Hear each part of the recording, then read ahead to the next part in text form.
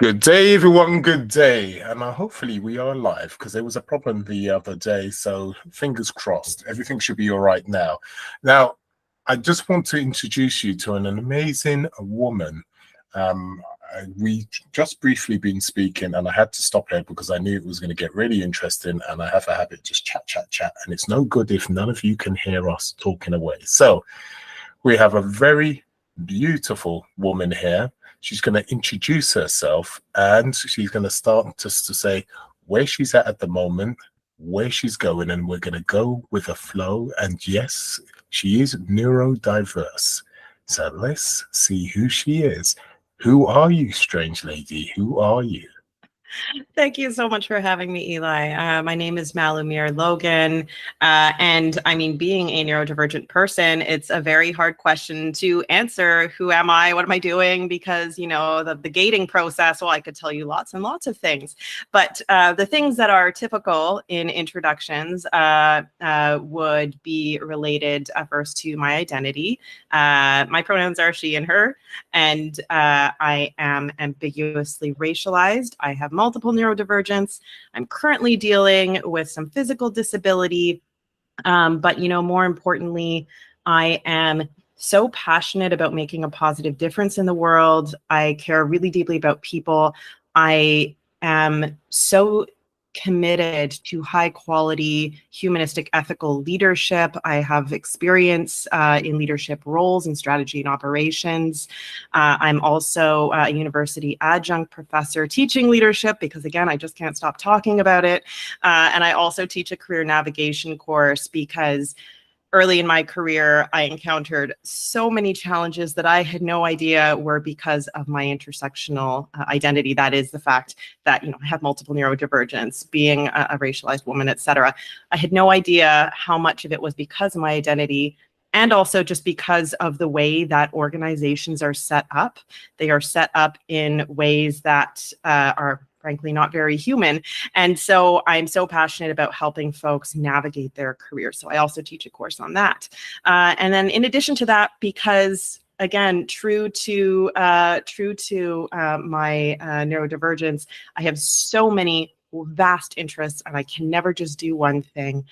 So I also have a small business in the spiritual industry. I create indie tarot decks and I blog about all things empowerment and spirituality because I really believe that spirituality and self-reflection in whatever way works for each individual, I think can make such a positive difference in our own lives and the lives of others. So in a nutshell, there's some of me. And hopefully that gives you something to work with. Well, let me tell you something. That wasn't a nutshell at all because you do so many things. I don't know how you do it without Adele.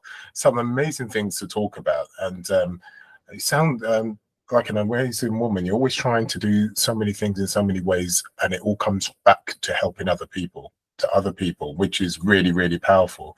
And I love the side of it from the spiritual side of thing. You're quite a spiritual woman. So, but before we get on to that, the neurodivergent side of things, you're obviously very successful. You're obviously very focused. But before you got to that stage, you had to go through a journey.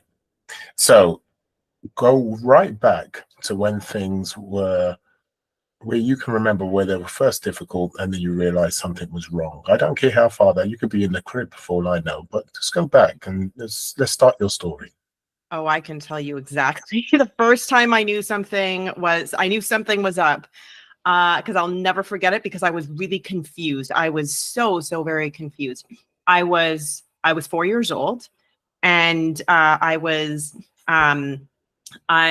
a Sunday morning and we were at a church that my parents had wanted to check out. And I was down in the Sunday school, which was this big, I think it was like a gym or something, or I don't know. It was where I was sitting on the ground with a bunch of kids. We were all sitting on these cushion type things. And I remember thinking I'd really rather be outside because it was a sunny day and it was the summer. And I kept craning my neck around to look at the beautiful outside and kept staring at the clock, wondering how long things were going to go for. You know, I was a little kid. It's a lot more fun to be outside playing than to be stuck inside in a not well lit basement on a summer day. And then I cleared my throat and I was like, that's weird. I didn't need to clear my throat. Why? Oh, I'm doing it again. Why am I clearing my throat? And I couldn't stop. I just kept clearing my throat. And I was so confused sitting there because I'm like, I don't need to clear my throat. There's nothing going on. Why am I doing that? But I felt like I absolutely had to. Like, it just, I had a need. I had a, I was compelled to clear my throat, and I didn't understand. And I thought it was so confusing.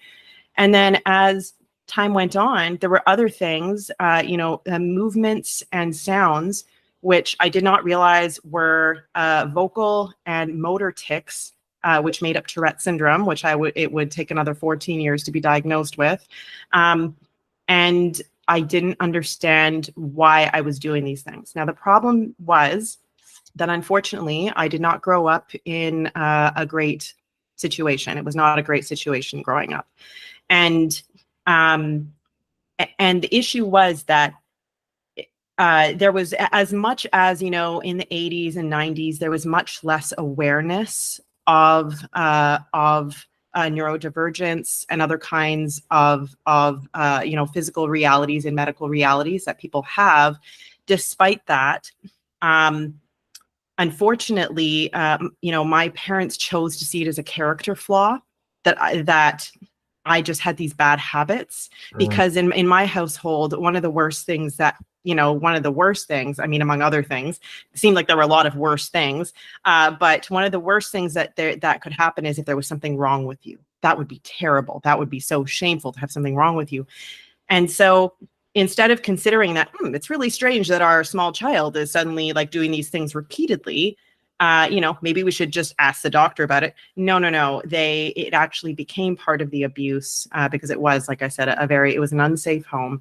And what was worse is I kept trying so hard, and I just thought that I was not capable. I thought that I was somehow, because it was made out to be a character flaw. So I thought that I just can't do anything I put my mind to, because every morning I would wake up and I would be so determined, okay, I'm not going to do my habits today. I'm not going to do my habits today.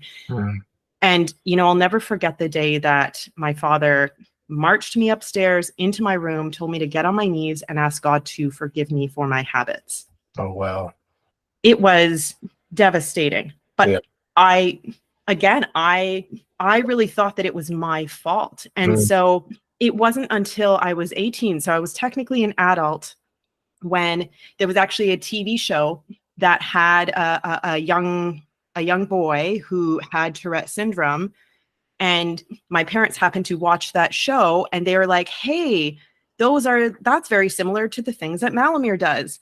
And so from that point, and I mean, this was right before I turned 18, because I actually moved out as soon as I turned 18. But they realized, oh, maybe this is what's going on. And from there, I pushed for doctor's appointments. The family doctor referred us to a pediatrician, because she's like, I don't know how to diagnose this. Usually this comes up in childhood. I went to a pediatrician who said, this is the first time I've ever had an adult see me as a patient. And then the pediatrician referred me to a neurologist who confirmed that it is in fact Tourette syndrome. But that was only the Tourette side of things. There was also the autism, but I wouldn't find out about that until decades later. But I do remember it. I remember all these times as a little kid, not understanding why, suddenly everyone would be laughing at me and pointing. And I knew, like, they were laughing at something, but I didn't know what it was. And this is quite a common thing with children with autism, is that, they, because they're not catching on to some of the same social cues, they may not realize that they're being made fun of, or they get that they're being made fun of, but don't understand what happened. Yes.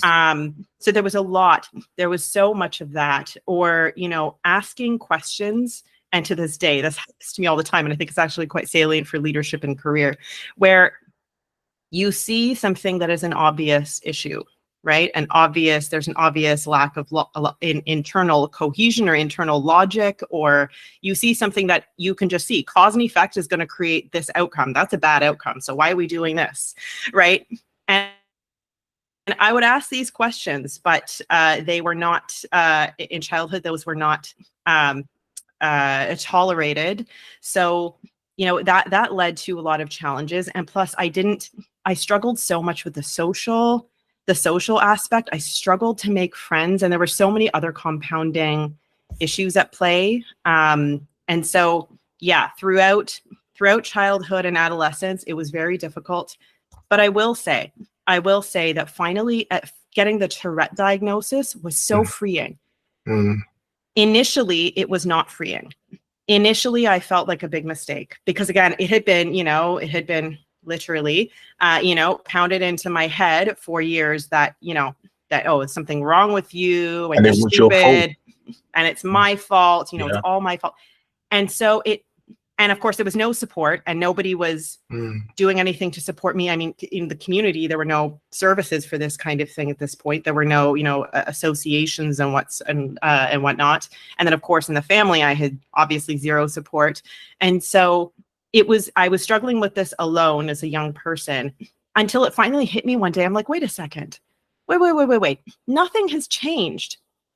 Nothing's actually changed. It's just now that I know I have Tourette, I have the label. Wait a second, this is actually freeing because it means it's not my fault. And it's like this big weight was just lifted right off of my shoulders.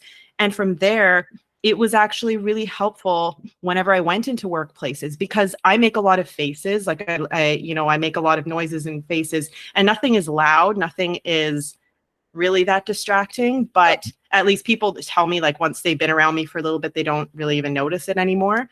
But I have found it helpful in the workplace to just be upfront, right? Just so, because otherwise people do stare at some point. They're like, what is happening? Like, I've had random people in the street be like, what's wrong with your eyes? What's wrong with your face? Like, I literally had people ask me straight up, what's wrong with me? Really? And then the best is once a guy on a bus argued that I didn't have Tourette syndrome. I'm like, no, I do have Tourette syndrome. He's like, no, that's not Tourette. What's wrong with your eyes? I'm like, it's Tourette. I guess he was expecting coprolalia, where you break out into swearing, which only 10% of people have, by the way. Let's just stop you there quickly. Let's break down the Tourette syndrome, because there's some people that really don't know what it is. Some people that know what it is, but they don't know the details. So when it comes to Tourette syndrome, we can go to the book of what it's supposed to mean, but more importantly, I want to know what it meant to you in the way that, right, you've kept on coughing, multiple, habits of that. What else did you do growing up that was part of the Tourette's? What were the habits that mean Tourette syndrome? The tics, yeah. So they're vocal and motor tics. So that means sounds that you're making and movements, physical movements that you're making. So they're tics. So with Tourette syndrome, it is purely neurological, and what it means is that to put it in lay terms, the neurons are basically firing too fast. So where they would, normally, be firing like this, in a Tourette brain, they're firing like this. So it means that it's like with all the extra activity, you're doing extra movements and making extra sounds. Now, for it to be Tourette syndrome, and I'm not completely remembering if they've updated it in the DSM-5. I know in the DSM-4, it's considered, I think, a movement disorder, even though it's neurological.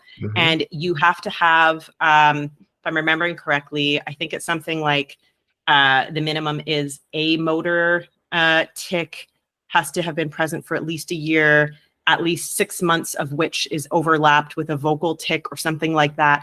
I had many, many physical movements throughout different parts of my body. Like, I would make faces, I would jerk my head, I would move my eyes in different directions. I would be like cracking certain joints. It can literally be anything. A Tourette tic can be any sound or any movement.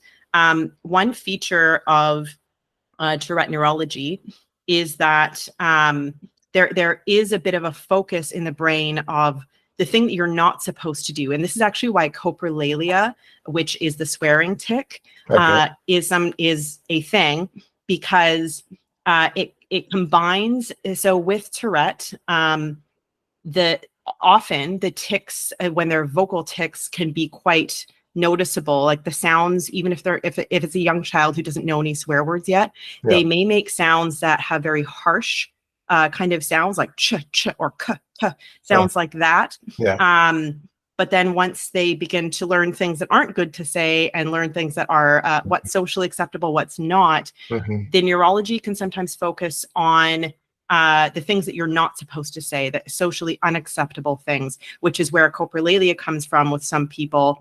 Or sometimes people may not have coprolalia, but they may say, call things out in really inopportune times as one of their tics. Like if you're in an audience, yelling something out, even if it's not a swear word, if everyone is supposed to be quiet, that can often trigger the tic of needing to say something.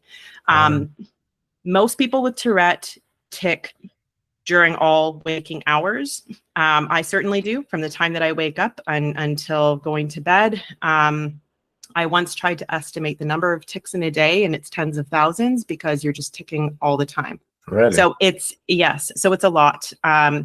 Aging with Tourette can also be sometimes quite challenging, because you can essentially end up getting repetitive stress injury in certain parts of your body, depending on how forcefully or repetitively you're ticking. Because again, if we're ticking tens of thousands of times a day, and you're always doing, say, a certain movement with your hand, you might, yeah, I can imagine. Right? Yeah, I definitely can see that. Okay, so how did it affect you as you was going through school age? Obviously, that was quite hard for other children to see these things happening to you, and they obviously don't understand it. Now, obviously, it was very hard for your parents because they didn't understand it, and I can imagine kids in the school, it may have been difficult for them. How did it affect you when they realize, from their point of view, something wasn't right? You know what? Not a single teacher, not a single classmate ever said anything, at least not to my face. No one ever said a thing.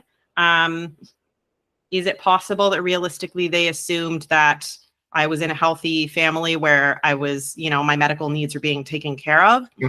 And so they just didn't want to say anything? Maybe. You would think that kids would have made fun of me for that. I mean, kids probably found my social awkwardness sometimes more of a thing to make fun of, but I was also in quite a small school where you basically knew everyone in all the grades. And so I didn't experience a huge amount of bullying. There were a couple of school bullies, but they bullied everybody. So I was not, from the Tourette perspective, I was not a victim of much bullying. It was in the household where it was already abusive in a number of ways. And the Tourette was just another excuse to be targeted. That's amazing, because usually people are bullied for these differences, and obviously depending on the environment you were in the small school, a small secure, community, I should say, that made things easier for you. But I can't pursue. But what I will say, I mean, in your life, you've done some great things, leadership, etc. Going from one extreme where you believe, not because of your fault, that it's your fault, why you're like this, that could tend to stop a person from actually thinking they could be successful, let alone a leader. So obviously when you left, you got diagnosed and did all these things. What then snapped within you to say, you know what, I can do all these things? Not necessarily at the stage of leadership at the time, because you may not have got to that, but I am capable of doing it. I am capable. What was the turning point actually when that happened?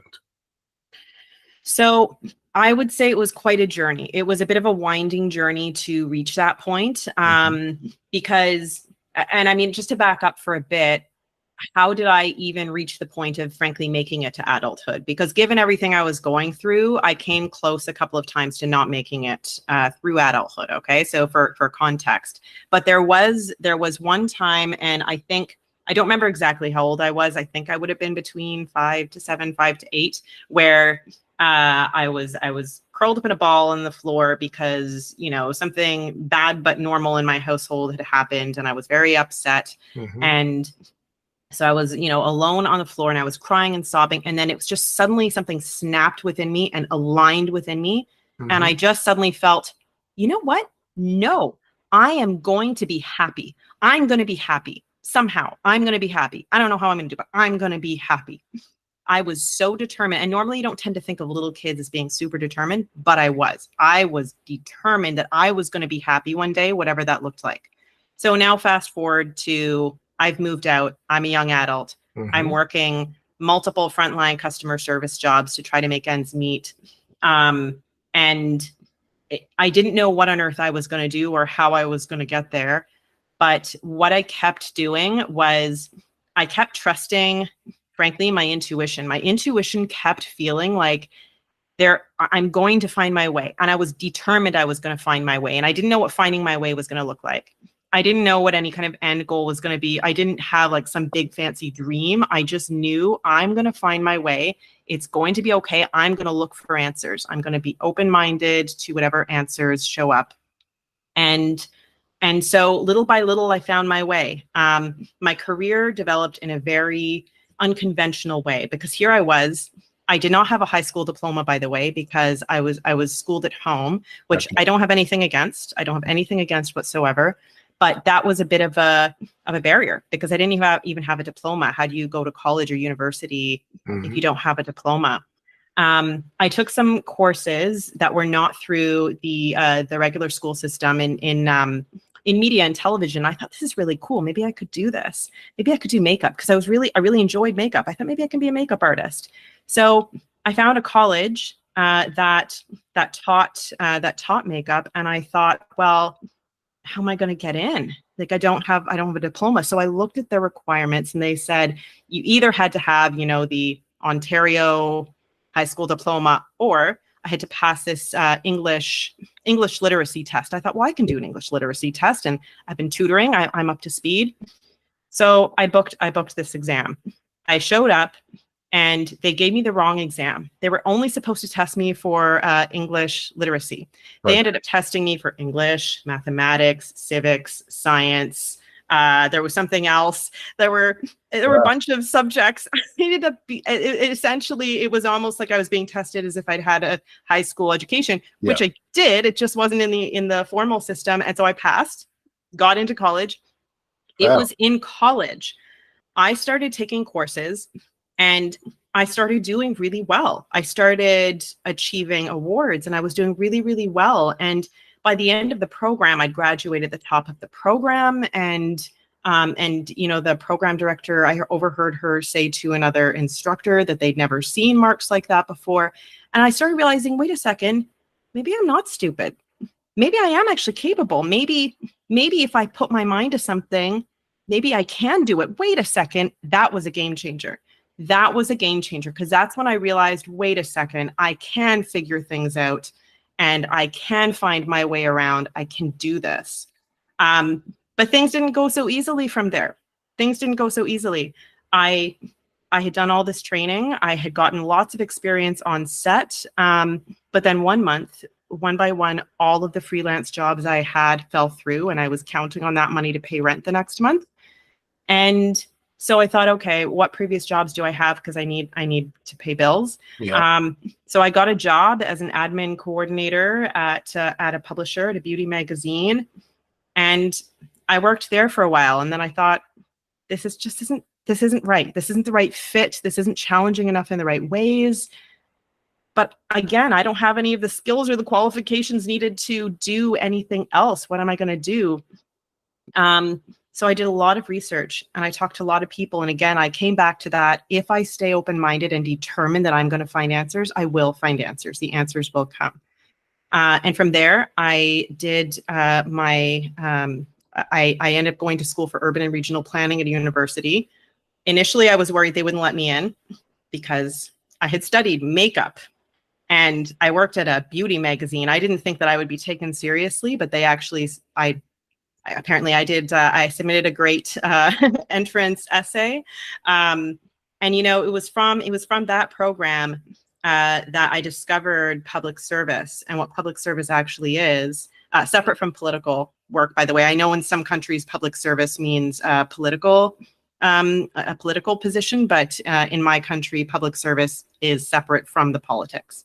Okay. Although sometimes, the politics and meshes everywhere, but you understand, it's not a political role. I hear you. But, that's actually how then I got into roles where I discovered doing work that is more coordination related and negotiations and project management and and policy and programs and things that really affect people's lives. And that just lit a fire up in me because I realized this is a way to make a positive difference in people's lives. From there, that's where I discovered that I was passionate about my version of leadership. I will say that a humanistic, ethical, highly sustainable approach to leadership is one of those things that, again, you would think would be a really obvious thing that everyone would want to do because the business cases are there for it. And plus it's really obvious as a very effective way to lead. And yet the systems that we have and the mindsets that we have in organizations across sectors, across the world, do not seem set up for that type of leadership, but the leadership landscape is where you find me today. All right, let me just stop you there just quickly. Now, after listening to you through that, what I find out is that you have a huge amount of tenacity and determination when you were going through the situation where you passed these exams, where you weren't expecting to do these exams, and still when the situation was that you was losing work left, right, and center, but you still had this determination. Now, I want to find out, where does that come from? Because you didn't, I don't believe you had it as you was growing up, because you were told everything was your fault and you can't do this and you can't do that. Where did that stem from, considering that you had so-called all these ailments and people were negative, be that your parents? Where did that blossom from? Oh, I think I did have it all through childhood. It didn't come externally because, to your point, I was being told all the opposite, but that my determination is why I survived childhood in the first place. Okay. Right? I've always been very determined. I do believe that much of that comes from my spirituality. I was always spiritual. As a very young child, I was very spiritually connected, and I just didn't even know that it was spirituality. I just, because you're a kid, you're just experiencing the world and what is. And, before any religion could be enforced on me at a young age, I was already a very spiritually child. I was very spiritually connected to divinity, to the spiritual world, to energy. And I really believe that it was my connection to myself and to the spiritual that is what helped me and bolstered me. Yeah. But I think I was also always just that bloody determined, because I've always been deeply determined in the face of all sorts of challenges. Well, could I just suggest, it's probably, and I find that with people, when they have some kind of belief system, such as spirituality, and that can come in different forms, it can come in a religion or beyond that. Yes. When they've got something to actually underpin them consistently, no matter what happens around them, because they have that belief system, it rides you through all these issues that you have.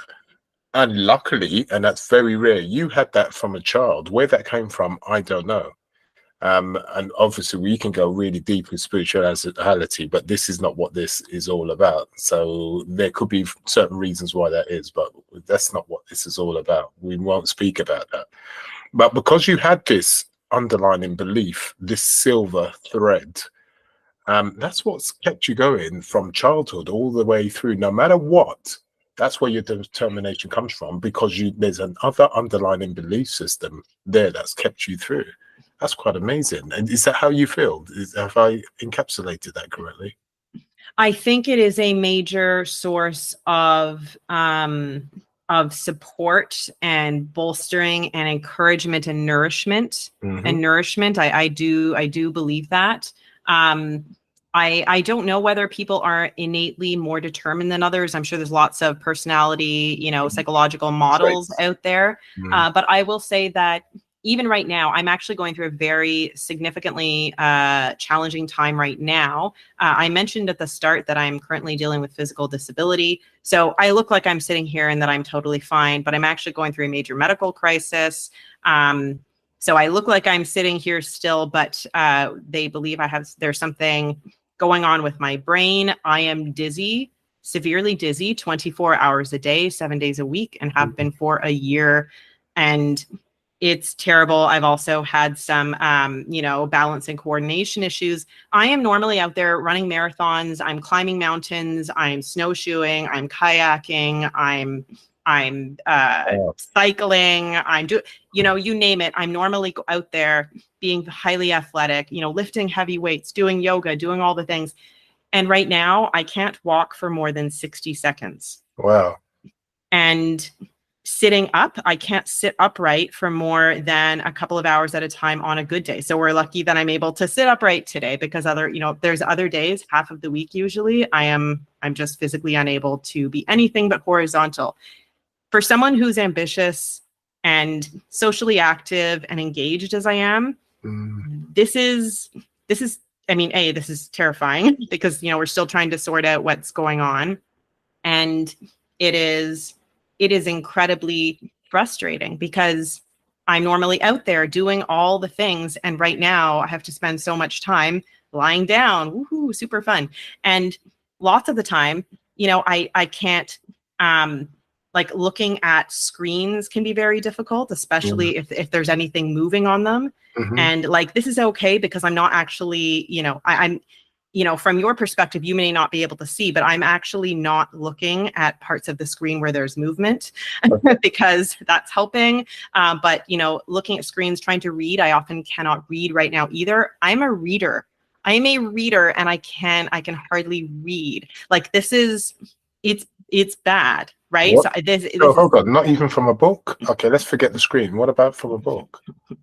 A lot of the time I can't read. Some days I can. For a short time I can read from a book, but there's also lots of times that I can't. And the only reason that I'm able to, on the days that I am able to, is that the way that I read is I actually read by snapshot. Yes. I don't read along the line, because I can't move my eyes like that without feeling like I'm going to be unwell. Yeah. Because unfortunately I've also got motion sickness, because it feels like I'm stuck in my own personal earthquake, and then it changes to another kind of dizzy. And it's not vestibular, by the way. Everyone's, oh, is this an inner ear? Is this vertigo? It's not vestibular related. It's not a tumor. Anyway, we're still trying to sort out what's going on, but it is so frustrating. It is so frustrating, right? Because I've come through, after I've come through all of these things, and I've invested so much in my health and well-being, and I'm so passionate about making a difference, and I am mostly stuck lying down. So going through this period of mass uncertainty, because this is hugely uncertain. They literally don't yet know what's wrong. Am I ever going to be better? Am I ever going to go back to feeling what it's like to not be dizzy and nauseous all the time? I don't know. I literally don't know, because we just don't have that information. What's this going to do to my career? I don't know. And so here I am, I've been in this situation for quite some time now, and I'm looking ahead, and there is mass uncertainty. The only reason that I think that I am still mentally and emotionally well, because I am, is that I have my spirituality, I have my spiritual beliefs and practices, my connectivity. And to me, spirituality isn't just about, connection to the unseen or the woo. It's also about connection to that which is beyond ourselves, which can also be other people. It can be community. It could be nature. It could be science, right? It could be all sorts of things. So being, spirituality to me it doesn't just have to be about the woo or about religion. It can also just be about connectivity to whatever is beyond us. So my beliefs, my practices, and my connection to myself. And also I am investing in therapy. I'm investing in therapy to help. I'm a very big fan of internal family systems as a modality, but there's lots of great modalities out there. But I am sitting in the middle of a time that is requiring significant determination. And, even though I don't know what the future looks like, I'm very determined that I'm going to be happy regardless. Well, let me tell you, listeners, let me just say, my first impressions, we had a quick chat before this podcast started, and I said to myself, look at this beautiful, colorful, and she's wearing colorful clothes, and she's beaming. There's something about her that's just actually shines to me. She's happy, etc., etc., and I can go on and on. And she's talking about there's this wrong and this is happening, etc. And yet she's still positive. And no matter what, and this is where the underlying, when you have a belief system, no matter what that is, it's so important, because in life, you will be pulled back. You will be pulled down. It won't happen twice. It won't happen thrice. It's like a roller coaster. So as much as listeners, you may be going through a tough time, it's part of the process to your strength that is to come, and that keeps on coming. Hence why this lady right here, this amazing lady, still is beaming, still is positive. And that's my initial thought of her when we got introduced, just for 5 minutes before we came up on here. And she's still smiling while she's describing. And that's just amazing. And I just want to say, you have just brought some joy into some people's world, because for people now listening to you right now, they think, oh my God, how are you dealing with that, etc., etc. But you've described how you deal with that. You described you had this belief system, and you just carry on. And otherwise you can cry, right, constantly, or you do something about it. Life is to be lived, would you say? Definitely. I mean, I will say something that's been really important through all this is to also let myself feel what I need to feel. Because believe me, there are days where I do just have to cry. I have to let myself cry. There's nothing wrong with that. Our emotions exist. They're all there. We're allowed to feel a full range of emotions. And also, at the same time, exactly as you said, well, what are things that I can do? What are things that I can do to help myself feel better and to still help others? So actually, it's one of the reasons I'm coming onto podcasts, is because normally, you know, because I'm on medical leave from my full-time job because I am utterly unfunctional. Like, I'm not functional enough to do any of it, sadly, which is very frustrating when you work so hard to achieve so much and then, you know, get stopped in your tracks. But I would normally be making a difference, you know, a significant contribution to society in that way. Okay, so I can't do that right now.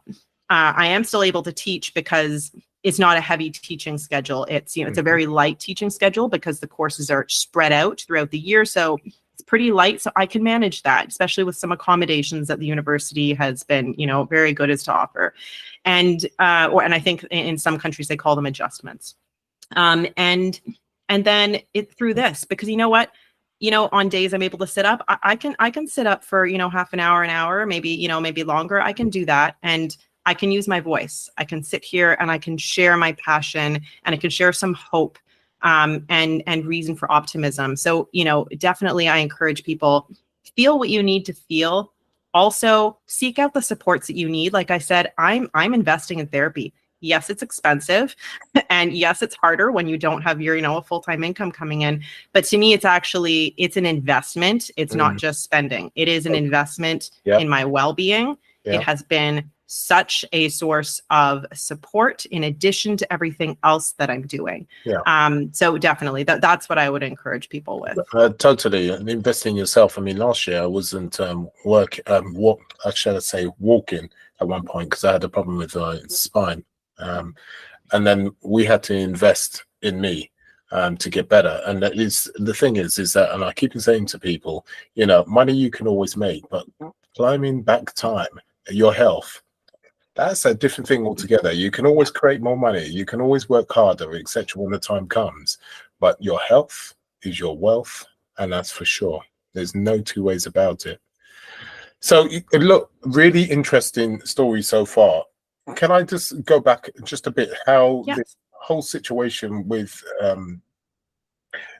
your relationships, you know, obviously when you was a child, as you said, when you was interacting with other children, you didn't have a problem with the teachers, and which was amazing, by the way. That's very rare, listeners, and I'm sure you know it, but yeah, that's amazing. How did it affect your personal relationships, as in, you know, your partners and etc.? How does that, obviously it sounds like you would have had that conversation straight away with them to say, hey, this is a situation, because we've spoken about that with other people, but how in general does it affect your partnerships, and how do they develop? I mean, I will say it's not like all the teachers I had in school were rosy experiences, for sure, but they were like that with everyone. But in terms of friendships, I really struggled. I struggled with friendships a lot. for a variety of reasons. The first of all was that I didn't realize how traumatized I was. So just aside, setting aside the neurodivergence for a moment, I didn't realize how traumatized I was. And often people who've come from trauma, parts of us still live in the trauma time without realizing that we do.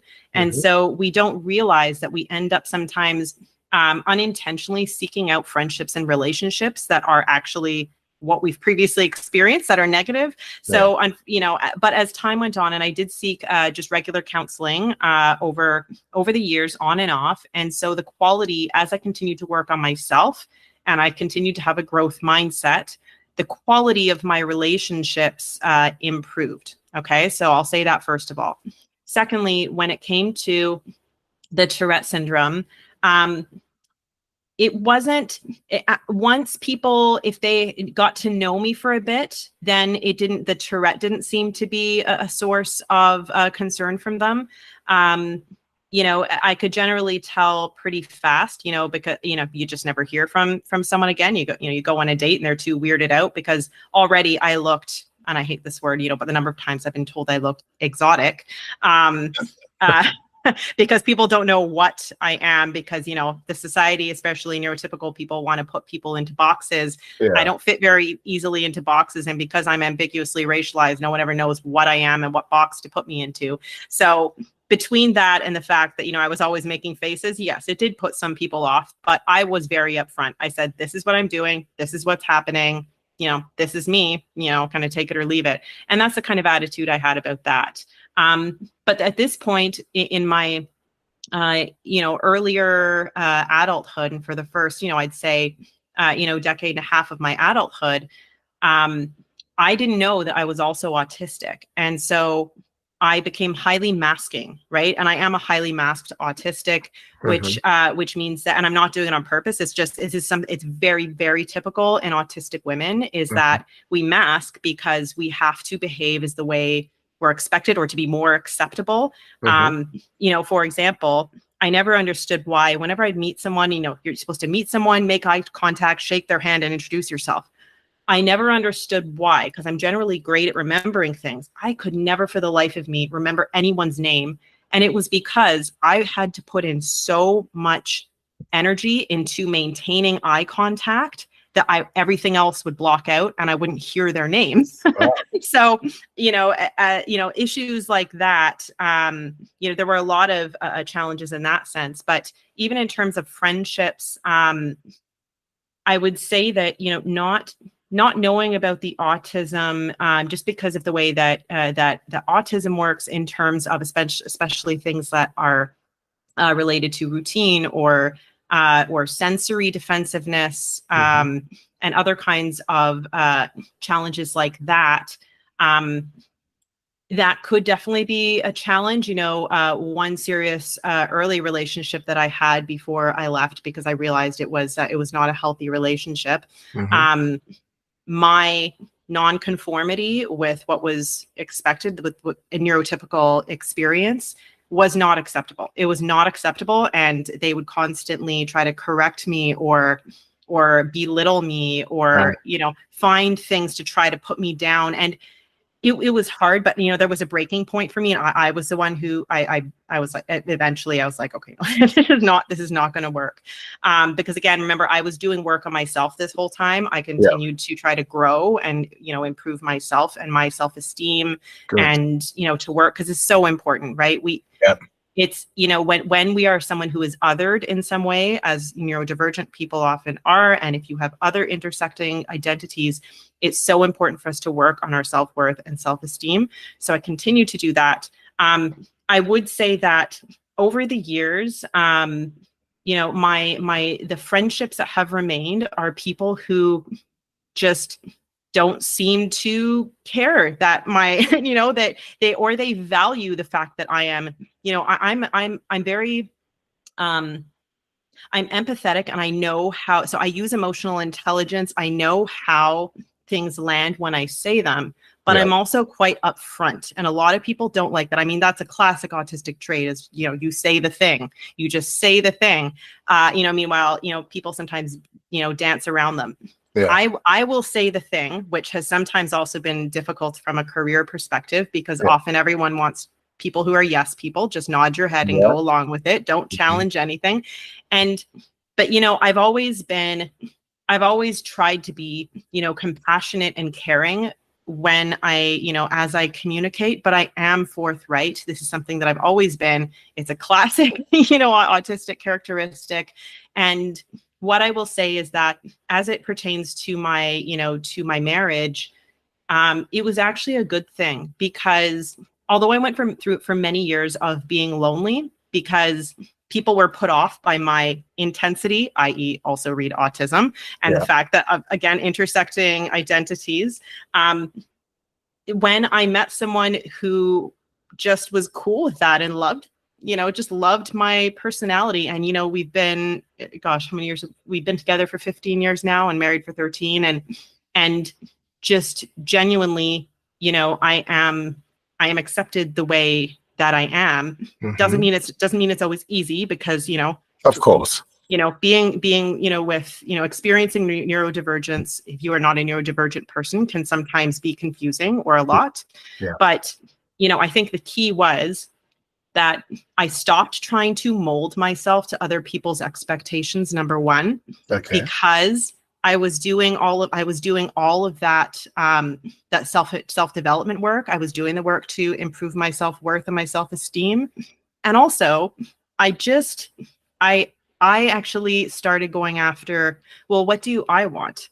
Right? It's not just because, you know, sometimes, especially for neurodivergent people, a lot of us experience rejection sensitivity dysphoria, or, you know, which means that we can be extra sensitive to how we perceive people see us or experience us, which can mean that we are melding and mashing up ourselves and turning ourselves into pretzels all the time to try to make ourselves to be acceptable.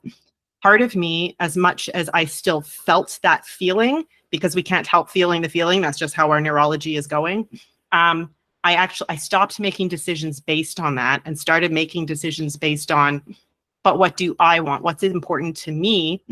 I can still care about other people while going after what is important to me. And so now, you know, the friendships that I do have, and, you know, and my marriage, my partnership, these are healthy. These are in a healthy place, and a continually healthy place, you know, as I continue even now to work on myself. It's a lifelong journey. It sounds like basically you sought out eventually people that hold true to your values. So you've accepted you as you are with your values, and the people you want in your life, you apply that, and you've got those bright people around you. Does that make sense? Yeah, I agree. Yeah, I think it's, you know, both the values, but not just head values, because I think sometimes we want to believe that we have certain values, but our values actually are demonstrated in how we live our life, the decisions that we make. And, you know, that can be a journey as well. But I think that, you know, it was how people acted and how they behaved, and making decisions based on that. Right. And sometimes it's okay if it means that friendships fade away. Some friendships fade away after a time.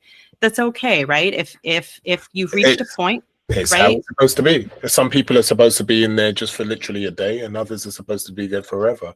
The relationships are there to guide you what is right and what is wrong, and for you to choose the pathway you go. So that's how it's supposed to be. You're totally right. And it's and I think when people try to understand that's how relationships are supposed to be, then it's not a situation you grab at every single relationship and try to hold everything as long as possible, because it's how it's supposed to be, you know. Really interesting, but amazing. Can you hear me? Because my computer went a bit funky. I can hear you. You have unfrozen. Your video had frozen for a bit, but I can hear you the whole time. Oh dear, what's going on technically? Yeah, no, I'm telling you, you're listen, listeners, I can sit here for the next 2-3 hours talking to this woman, but I've got to be disciplined. I think, would you consider coming on again and we speak about your leadership skills? I would love to, because unfortunately, listeners, we have another podcast that is about to start, and I want to talk to this lady because she's so interesting, but we're running out of time, and I really want to delve into more of the skill set that she has, because she's got a wonderful skill set, and I think she deserves, and we deserve to hear that side of things, how that can be helped. Let me tell you, thank you for coming on, because it's just been absolutely wonderful. You've put a smile on my face, and especially I'm in awe, because I'm like, she's got all this going on and she's still smiling and beaming. I can't believe it. So I just, on behalf of the community and me, thank you for giving over your time and sharing some things that can be quite difficult to share, right? But at the same time, that's going to help a lot of people think to themselves, there's still hope for me, because I've gone through a lot, and if she can do it, if she can still beam, I can do it. It's just a matter of time before I get out of that hole, and that's the main thing. And with that, listeners, I think we're going to shut down, but before we do, we're going to ask her, how can we contact you for help, be that with leadership or anything else? How would we do that? Absolutely. And thank you so much, Eli. I'd love to come back to chat about leadership. I could talk about leadership all day. Thank you. But yes, folks can check out two places. The first is my LinkedIn. That's where there's lots of, it's very leadership focused, obviously, but you can also check out my blog. I have blogged hundreds and hundreds of articles about all things empowerment, self-healing, growth mindset, and leadership, as well as writing at acorn and burdock.ca. Okay, and with that said, I'm also going to put some information down below. So when this podcast is heard, or you watching the video side of it, you'll find the information down below, so you're able to contact her as easy as possible. And let me say, if you're resonating with her, do not delay, for sure. We will be doing a second. That's now official. I did push her in the corner to say, yeah, we're going to do it, but she's confirmed and said, yeah, she would love to. So that's it. We've got her now. And so we're going to do another session. We'll do more side in the leadership, and I'm sure we'll also speak about the neurodivergence, but more so on the leadership, because there's a lot more to be speaking about there. And then and we'll do that soon enough. But in the meantime, I just want to say thank you for coming on. And listeners, we will speak very soon, and sayonara.